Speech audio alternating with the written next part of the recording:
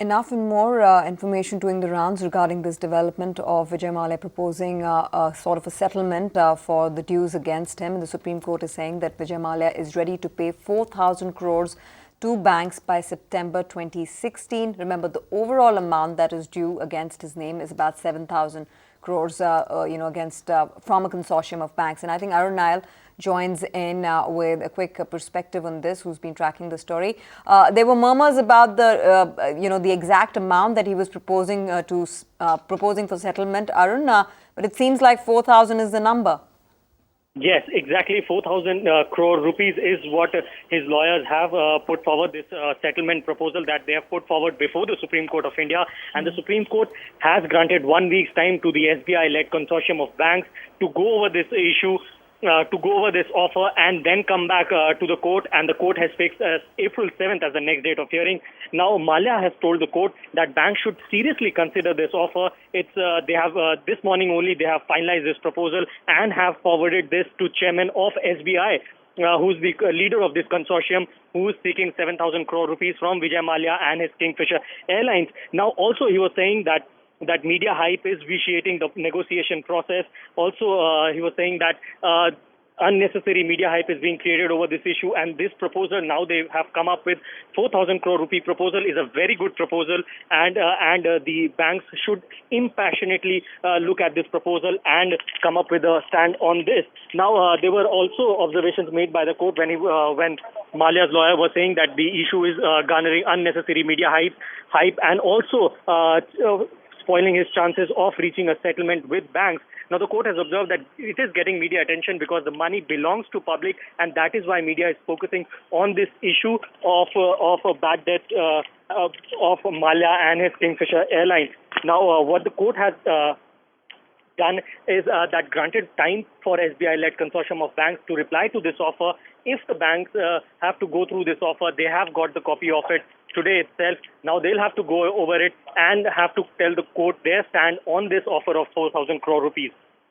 Oh, yes, indeed. And, as we speak, Arun, we're seeing all the PSU banks that have lent to Mr. Mallya spiking in trade. There was also a bit of a spike that came in on United Spirits and United Breweries, but I think that's correcting itself as the market understands that the key beneficiary would essentially be the PSU banks and the lenders, starting off with SBI. So this fresh offer does come as, a source of respite, so to speak, for all of these names. SBI is up 2% and, IDBI Bank, Punjab National Bank, Bank of Baroda, all of those stocks have spiked in trade. The hearing in the matter is on April 7th. Do you think that by that time this would be formalized, Arun? Do you have any detail on that?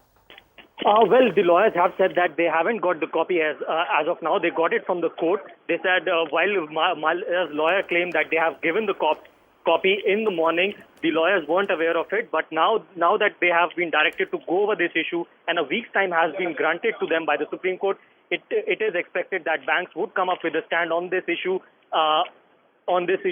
Whether they are happy with 4,000 crore rupees or they want to recover the entire amount or not. Oh, yes, indeed. And Arun, we would want you to be here because more flashes are coming in on this developing story. There was talk in the market that, the initial number that was put out was 2,000 crores, but clearly he's, made this fresh offer with 4,000 crores. And he's asked for time till September 2016. Do you think that, buying that much time is something that banks would be okay with, because this has been a long-standing issue? Yes, September 2016 is the proposal date in which the proposal has been made. You said that 4,000 crore rupees would be paid by September 2016, and this offer is a very good one, is what the lawyers of Vijay Mallya are claiming. So it would be interesting to see if the banks accept this offer or not, but they have to communicate their stand in a week's time to the Supreme Court. But it's initially we were having figures of around 2,000 crore rupees. There was speculation that he has offered 2,000 crore rupees, but now the lawyers of SBI-led consortium has confirmed that the figure that he is giving, the official figure of a fresh offer, is 4,000 crore rupees. Arun, while of course we will get some legal opinion also on this matter going, the fact still remains that in this final settlement, he's in a way seeking waiver for 3,000 crores, which is also not a small amount. I mean, yes, this is a good offer, better get something on the table than nothing. But, you're perhaps talking about Okay, Arun, just stay on with us. Mr. H.P. Ranina joins in with a quick perspective on this development. Mr. Ranina, great to have you on the show. The final offer seems to be, and the fresh offer seems to be 4,000 crores. Do you think that's enough? No, I don't think it's enough. I think 4,000 crores out of a total liability of 6,800 and odd crores is too little. Yeah. But I feel that he is using it as a bargaining tool. Possibly he wants to settle at around 5,000 crores or so, and therefore he's starting with an offer of 4,000 crores, and then he will bargain and settle for more. But my opinion is that Vijay Mallya, if he wants to redeem his image and maintain his reputation, he must pay up every single pie. And he must make sure that the employees are fully paid, because that's the only way he'll be able to work again in India. And therefore, he must bring in funds which are abroad, though they are not pledged to the bank. If he shows his good intention by bringing in funds belonging to him which are stashed abroad, but though not pledged to the bank, I think he'll really come out clean from this whole episode. So my view is that Vijay Mallya should not bargain. He should bring up everything, pay up the whole amount, and then make sure that he's able to get back into business in India.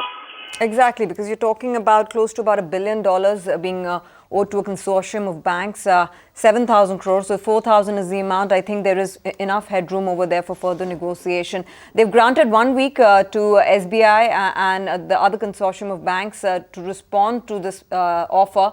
What do you think would happen henceforth from here? I mean, do you think that negotiations could be on where there perhaps is more a muscle with the banks now to ask for a full payment? Yes, I think the bank should insist, especially since the finance minister has been on record saying that he wants Vijay Mallya to pay up every single penny. And therefore, the banks, I don't think, have a bargaining power left. They will have to insist on the full repayment. They don't want to take a haircut anymore. And therefore, they will make sure that Vijay Mallya doesn't go scot-free. So I think the pressure should be on to repay every single pie of the amount which he has. And even if, as I said, there are no assets in India, he should volunteer to bring assets from outside India and pay off the entire amount. That's the only way he'll be able to redeem his image and reputation. Mr. Ranina, you're entirely right that there's no reason why Vijay Mallya should not be made to pay the entire amount. But we're talking about what the real world situation is like. In fact, in practice, we know how impossible it is to get anything through our courts for donkey's years. So given that, is there a case for banks negotiating really hard and, if necessary, allowing for some kind of a compromise where they take a haircut but get the money back? Because ultimately, the amount of energy and time that is spent in pursuing cases in court, I mean, you know very well that our courts are well known for prolonging, cases for as long, injunctions, adjournments, any amount of ploys are used to prolong the procedure before the court. So given that, yes, banks need to negotiate and negotiate hard. But is there a case for allowing some kind of a small haircut if necessary, and provided all the banks agree? Would that be more wise? Would that be more pragmatic? Or should banks, in order to establish that point, go after him for years and years, and ultimately maybe the value of the money that you get after 10 years, 15 years, God knows how many years, may not be worth much more than the 4,000 crores. Of course, that 4,000 crores must come in. A mere assurance is not enough. What do you say, Mr. Ranina? Well, my view is that from a practical point of view, what you say is right, but I think things are changing. Things are changing because those old days are gone when people used to drag the matters in court. I think the government should now put its act together, and the judiciary should be made to understand the repercussions of these type of delays. So I think apart from recovering the money, if the government is really keen, maybe they can set up a special court. Because you have the debt recovery tribunals, but they have to be to now make them work. You can't allow the debt recovery tribunals to keep on dragging the matters. So all this, the whole process of reform has to now start, because apart from Vijay Mallya, there are so many other high net worth individuals who have been defaulting with banks and having a very lavish lifestyle. Therefore, I think government should now not only show that it's very keen on getting the money back, but is going to put the whole legal process on an even keel and use this opportunity to reform the administrative and legal processes in India. That is the real message. Absolutely. Absolutely. But we've joined now by Mr. K.C. Chakravarti, Dr. K.C. Chakravarti, former Deputy Governor of the Reserve Bank of India. Mr. Chakravarti, you know, we've been talking about how there are so many defaulters, willful defaulters, with large use of the banking system. And Mr. Rainina was saying that this is the opportunity for the government to ensure that DRTs work faster, that Phase E functions better. But given the practical realities and the ground realities in India, how feasible is it really to expect any kind of magic overnight? Is it better for banks, in the case of, you know, large troublesome borrowers where they've been pursuing the case through courts for many years, to accept some kind of a haircut rather than pursuing it till the end for years, after which the value of the money they finally get may not be worth either time or money, or it may not be practical at all? Should banks be pragmatic? Yeah, I think there is no other way. Banks have to become pragmatic. Because if we have a stress asset of more than 1 trillion rupees, we must understand that some loss has taken place, and this loss has to be shared by everybody, by the borrower, by the exchequer, by the banks. And there is no other way. Banks have to come out of this problem. There will be some loss of value. Everybody has to lose, and wherever the industry can be revived, that has to be revived. This is the only step, and it is good that everybody is trying for that. That much only I will say. There is no other way. This is the only way through which the system will be able to get out of the stress assets, the existing stress assets. And then they have to work out that new stress assets are not created. For that, whatever is possible for appraisal level, at monitoring level, what type of things is to be done, banks have to take appropriate steps for that. But Dr. Chakravarti, the problem is that the bulk of these stressed assets, the portfolio, is in the public sector banks. And with public sector banks, it becomes very difficult for them to take a haircut, because immediately they'll have the CBI, the CVC, the ED, everybody breathing down the necks of the concerned bank officials. Look, what bank officials really have? Look, what I am saying, without haircut, you will be not able to get out of that problem. Now, whether the CBI, other things, that is what appropriate government has to see. You may have to appoint a very high-powered committee who will examine the case. You see, I remember that earlier in the bank there has to be a committee, high-powered committee of the high court judges to decide this type of things. Some appropriate mechanism has to be found out to neutralize the banks about the fear of this thing. But without haircut, everybody has to take some haircut if we have to get out of the existing stress asset, which is such a big amount, and some loss has taken place. Absolutely, there is no doubt in that. All right, point noted, Mr. Chakrabarti. In fact, let's get in Gopal Jain as well, corporate lawyer, to discuss this matter. And Mr. Jain, what's your own thought process? I mean, that's exactly what we're debating. You know, should banks go in for the entire amount, recover the entire amount, or this is a good negotiation point where you can get perhaps 70-80% of the amount that was loaned?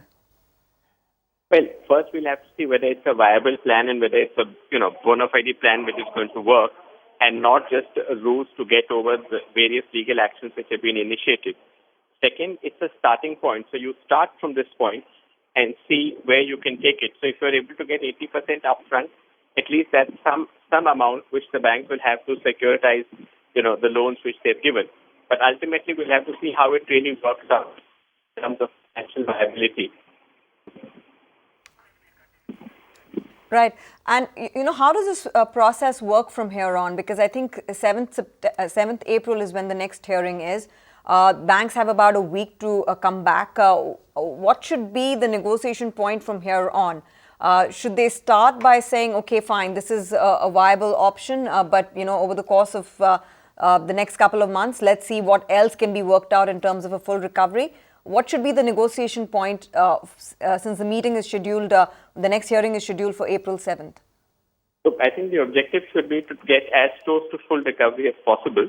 But in the meantime, if it seems to be a worthy offer, a viable offer, if it's a genuine offer, then it should certainly be considered, because that's a measure of mitigation. You're able to at least ensure that you're getting X amount upfront by virtue of the settlement.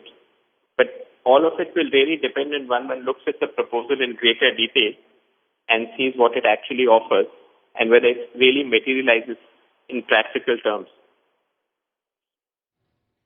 Mr. Chakravarti, do you think that part of the problem that we are facing in the case of large accounts which have become stressed assets or become NPA is because the entire consortium discipline has broken down? Earlier, the RBI was very particular that large accounts lending should be done only through a consortium discipline, whereas over a period of time that has become multiple banking. And the root of the problem really is that banks don't act as one against a recalcitrant borrower. Each bank looks to its own interest. And private sector banks are more nimble, so they're able to have a better management of their NPAs, whereas public sector banks are left holding the can. So is the part of the problem, at least part of the blame, to rest with the Reserve Bank of India for diluting the insistence on consortium lending? You see, look, I don't think that anybody to be blamed, but one thing is very clear, that we don't have been able to evolve an information-based credit management system. Now, when we have dismantled the consortium lending, the purpose that decision-making process individual banks should do. But then information about the borrower should be available on a continuous basis. This is not only in respect of consortium lending. Much earlier, there used to be Reserve Bank used to sanction the proposals, credit authorization scheme. What has happened? We have lost control over the borrower once the loan is given. This is our lack of information about the borrower, and that is definitely one system. When you introduce any reform process in the lending system, what we have to see that the information which was available through the system, that information flow must continue. I think that is one of the lacuna which has taken place. We have gone with the reforms ahead, but we have not kept the control on the information. Reform means we require more information. That information, on the contrary, has become scanty, and that's why partly banks are facing this problem. Yes, that's certainly true, because borrowers have been kind of playing one bank against the other, and that has worked to the detriment of the entire banking system. But one big lacuna in the entire recovery process has been the entire impasse that we see as far as judicial reforms are concerned. On technical grounds, it is very easy for borrowers to buy time. We still have the BIFR that has not been repealed. So given these kind of problems, is the entire focus on NPAs only one aspect of the NPAs? What is the problem? What banks can really do? And you're tightening the screws on the banks without doing anything to the entire ecosystem, without ensuring that you cannot really improve recovery unless you improve the entire banking system, the judiciary system, the legal system, and these are all things that have yet not been addressed. Even the bankruptcy code is not going to address anything. Even if you get the bankruptcy code passed, unless you do something about the legal impasse, what hope is there for banks to get quick recovery? You see, look, nowhere we give the loan to say, under the assumption that I have to recover the money through a legal process. In that case, your appraisal has to be much more stringent, so that only good quality proposals are only given the loan. If we understand that legal system is not going to help, bank appraisal standard has to be much more stringent, and whenever an NPA has taken place, banks should try to recover as quickly as possible whatever the possible, and there is no other way. We can cry folks that legal system is not functioning. But if the legal system is not improving, we have to take the cognizance of that situation and make the lending process much more stringent, recovery process much more, fast. That's only what the banks can do. Right, Mr. Chakrabarti, just one question, and this is perhaps a very basic one at that for a layman, but, given that each of the banks owe a certain amount to Mr. Mallya, what will be the payment procedure from here? So it's 4,000 crores. If we see the deal working out around that mark, or maybe 5,000 crores, how is the priority of payment going to be broken down between the 17 banks, starting off with SBI being the key lender and owing the maximum amount? You see, generally in those situations, it is based on proportional basis the amount will be given, but it depends on the quality of security, type of security, whatever is there. But to my mind, generally, whenever such big proposal is worked out, this is based on the proportionate to your outstanding amount, the recovery will be made. So if he is giving 40% to the total amount, then everybody will go to 40% of his outstanding amount. That is the general procedure followed. Unless somebody has very special security which can be liquidated on this thing. So I don't know, but this is the general principle. Okay, Sandeep Sabharwal also joins in with the quick perspective there. And Sandeep, first up, your thoughts on some of the PSU names. So clearly with SBI being one of the key lenders there, followed by Punjab National Bank, IDBI Bank, all these stocks are seeing a bit of an up move here. What is your sense of which PSU bank is likely to benefit in terms of the stock specific action there? I think this 4,000 crores would cover more or less 70-80% of the principal which was lent. Most of the other overdue, which 7,000-8,000 crores has been talked about, that would include the interest element also. Now, among the banks, I think Bank of Baroda, SBI, IDBI, I think these will be the key beneficiaries. PNB also had some exposure. So if this money actually comes in, this is a written off loan, so then it gets added to their net worth and it's a clawback of some of the write-offs, which will be quite positive. The key is to see whether it comes in or not. So it's a 3-4 month time which they have asked for. And that's what we have to see. Because I think it's just because the criminal element of the entire case has been brought out and the case has been is now investigated by CBI. That's why the management and Mallya have come out and offered to pay. Otherwise, this wouldn't have happened. So I think this stick policy is working and that this could be implemented in some other cases also. I think it's more about the precedents that this case leaves for, handling such situations in the future. Ravikant Bhatt also joins in from IDBI Capital. Ravikant, before I just come to you, I think there's a very important flash there where Vijay Mallya's counsel is saying that he's open to doing a video conference with banks. I think that just kind of reinforces the fact that there is much openness to come to the negotiating table and work out a solution. But purely in terms of reactions, we're seeing an average gain of about 2% for each of the banks. Do you think that this is more sentimental? Yes, they're going to benefit depending on how much each of the banks owe to Mr. Mallya. But this is more sentimental because it means that there would be a greater push towards NPA recovery and big accounts which perhaps are on the verge of default. Yeah, I mean, I agree. In terms of sentiment, this is a big positive because the efforts to recover from this account have been on for a very long time, and there have been similar other accounts. So I would rate this as the first big victory for banks in an account which had in a big ticket account which had been in default. So banks are going to take this war to the borrowers more aggressively and recover and try and recover aggressively from cases where they believe the borrower does have the means to repay and has got assets through which the borrower can repay. So big positive.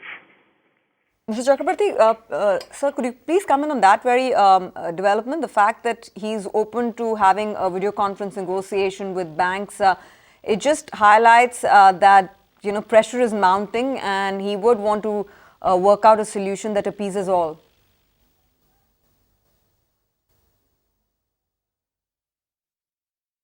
Hello? Mr. Chakrabarti, that question is for you, sir. What is the question? Just can you repeat? Yeah, I was just, updating our viewers on how Mr. Mallya's counsel has said that he is open to having a video conference conversation with lenders, with bank heads. And that, just comes out as a very strong affirmation of the fact that there's pressure mounting on him to work out a solution that, appeases all. You say, look, this is only a beginning. He has offered. He has not given the money. So anyhow, the discussion has to go on.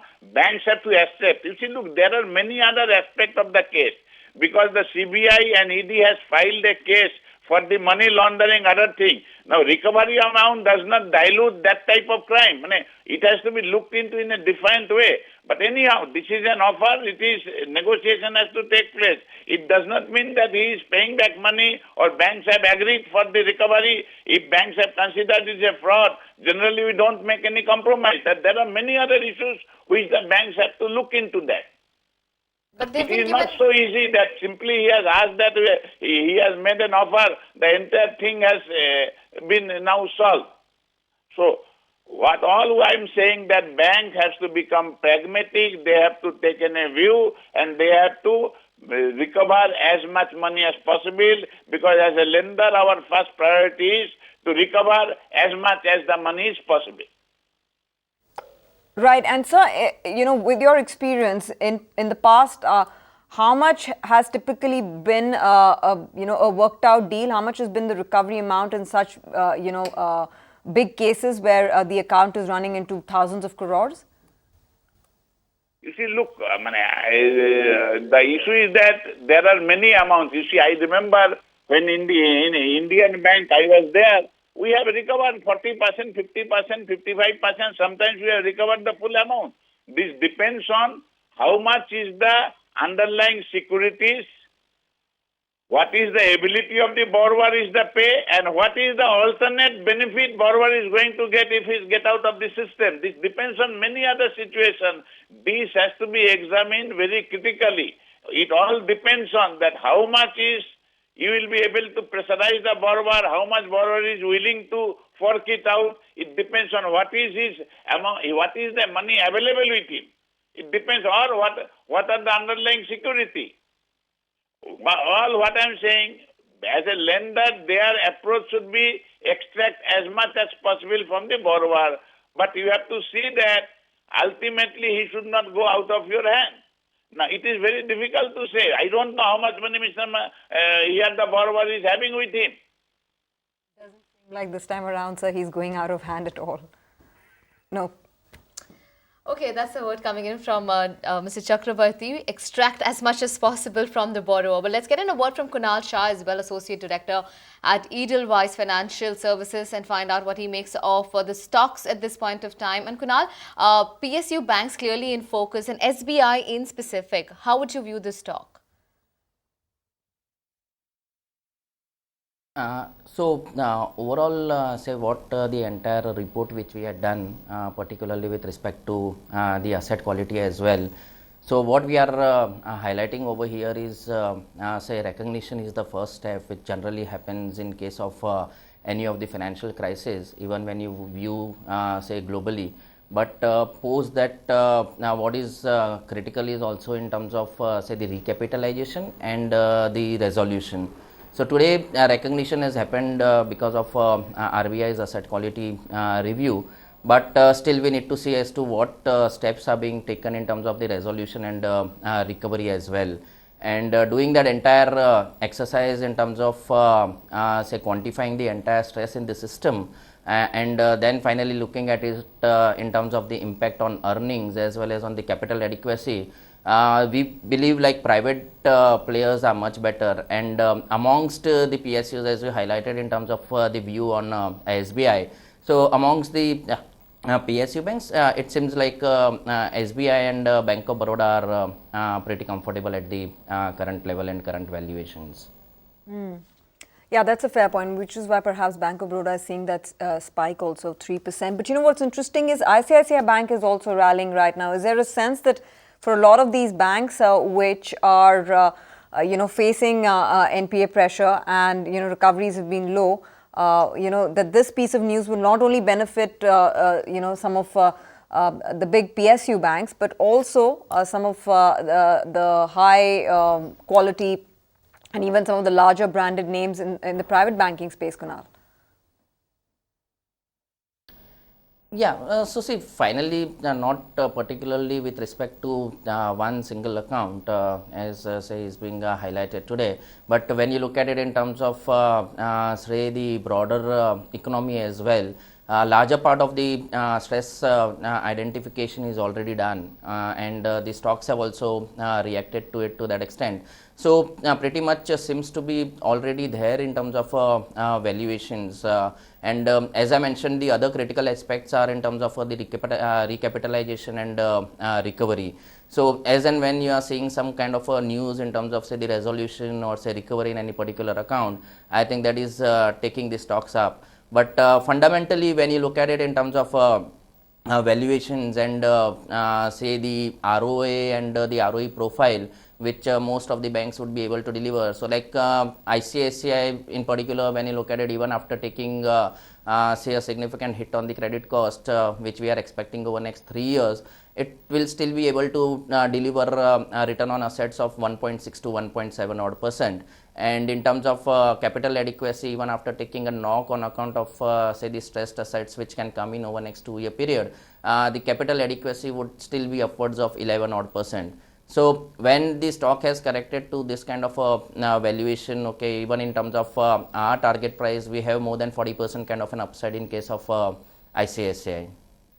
Okay, there's some more flashes coming in on this developing story, just some more bits that I want to add. Kunal, stay on with us. Okay, this is what Mr. Mallya has told the Supreme Court. Media hype is, in a way impacting the settlement process. We'll hold a video conference with the banks, which we've already spoken about. Banks should seriously consider this offer. Of course, the Mallya case has been getting a lot of media scrutiny because public money is involved there. But these are basically a few bits about how the process will take place from here in terms of both the lenders, the consortium of 17 banks led by SBI, as well as Vijay Mallya coming to the table and discussing a settlement. The initial offer, which seems like a fresh offer right now, because the earlier number that was doing the rounds was 2,000 crores, which seemed very little compared to the 7,000 crores that he owed to the 17 lenders. But now I think the offers come in at 4,000 crores. April 7th is when the next hearing is. So let's see how things will progress from here. We had a slew of opinion, both legal as well as regulatory, talking about the fact that typically in such situations, 80% is recovered out of the total amount due. Kunal, if that's the case, if 80% does indeed come by and there's a haircut of 20%, how much does that really, impact on the financials of banks? Because I would imagine that some of it would be provisioned, right? A lot of these banks, and that's the reason why profitability for a lot of these banks was lower this time around.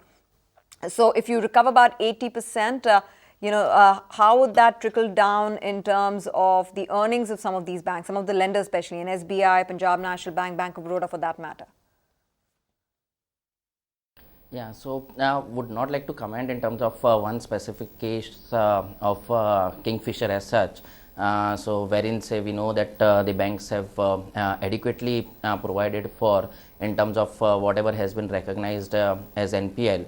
So obviously the 80% recovery rate would obviously be on the higher side, and you could see some kind of provisioning right back. But again, bank specific, it would depend upon say the kind of exposure which each of them have, and say also in terms of the provisioning levels which they are carrying on their balance sheet.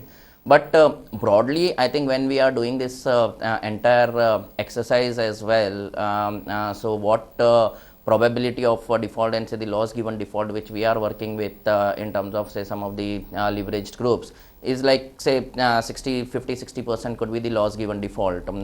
So to that extent, if say recovery rate is 80 odd percent, then obviously seems to be slightly higher than what normally say the analyst work with in terms of their assumptions. So obviously the recovery rate is higher, then you could see some kind of an impact on the P&L for banks.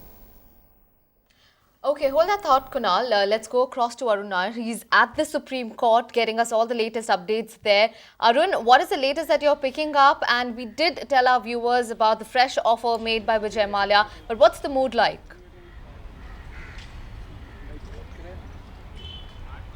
Well, it was 2,000. The speculation was that there was a 2,000 crore offer on put forward by Vijay Mallya in this case. But now the official figure is 4,000 crore rupees. And the court has granted 1 week's time to the SBI-led consortium to get a reply on this issue of 4,000 crore rupees settlement for the loan of around 7,000 crore rupees. Now, the banks will be going into a huddle to discuss this issue, which has been put forward. The proposal of settlement has been put forward by Vijay Mallya and his counsel. Also, there was an query from the Supreme Court. It asked the lawyers of Mallya if Mallya was in or planning to come to India to talk with banks in this case for this settlement issue. He said, and his lawyers replied that there is no need for him to come and have a personal talk with banks. He is holding video conference discussions with banks regularly, and this offer has been made today to the chairman of SBI Group. And this proposal has been put forward. Right now, there are lawyers also said that a media hype is being given to this case, and which is vitiating the settlement process, and that is why they wanted this figure to be kept secret. But this figure has come out to the media. It's 4,000 crore rupees that Vijay Mallya has offered in this case. Also, the Supreme Court observing that the media hype in this case is because the public money is involved. The loan which has been defaulted by Vijay Mallya is belonging to public, and that is why this media hype is there. Oh, yes, indeed. And the finance minister also making his thoughts on the matter known just highlights the importance of this issue. Thanks very much, Arun, for bringing us that story from the Supreme Court. Kunal, many thanks to you for taking out the time to speak with us on this issue and, largely the issue concerning NPAs in banks. Maitli, thanks very much for your perspective as well. That's all the angles covered on this breaking news that's coming in right now. Vijay Mallya offers 4,000 crores in a fresh offer settlement to lenders. It's practically a positive sign given the fact that he is coming to the table for further negotiations from here. Let's see what happens on that. We'll be on top of the story as we go along through the day. Find us on Facebook at facebook.com/ETNow and don't forget to click the like button. You can also follow us on Twitter at ETNowLive. To stay updated with all our programming, hit the subscribe button on our YouTube channel by logging on to youtube.com/user/ETNow.